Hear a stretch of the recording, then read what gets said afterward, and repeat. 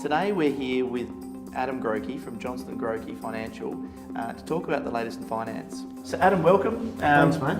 Thanks for coming today. Thank you. So what's the latest news? Look, latest news is there's lots of changes at the moment in the finance industry.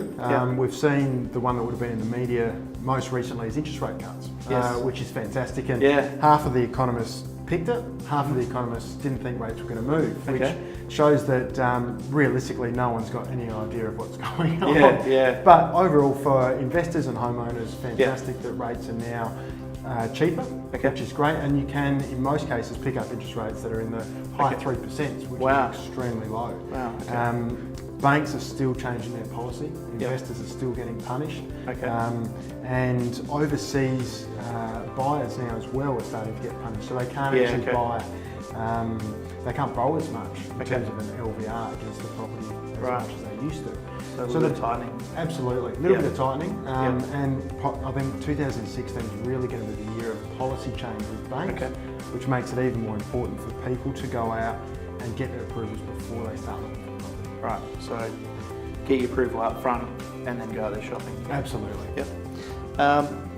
So I guess one of the points we were looking at is how to access your equity. So how do we do that? Look, there's a few different ways to access equity. So if you're an investor and you want to go out and purchase a property, the best way to do it is, cash is king essentially.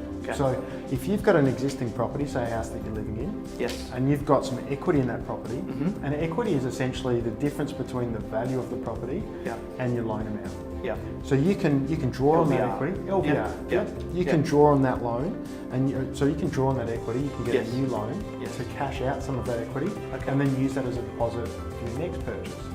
So that's what people. That's a common strategy that people use to purchase a property. It's a good way of doing it. There's a second strategy called cross-collateralisation, and that's actually using two properties as security. So instead of doing that first example where you cash it out, what they do is they actually say, well, I'm going to put my principal place of residence up as security for the new purchase, and then they borrow the full purchase amount as one loan, using both houses as security.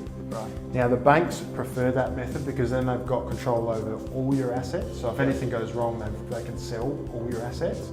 The first option is the better one for an investor to do because it starts to separate the security and the loan, and you can even start separating that with different lenders as well. Puts the purchaser in a much better